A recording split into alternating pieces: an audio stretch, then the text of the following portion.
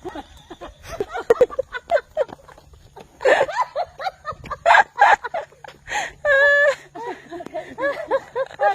kayo kay Panot.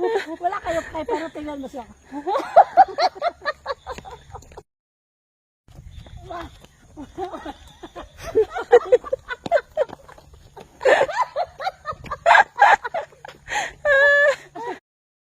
Guys, umakyat po siya. Sabi niya, testing lang daw.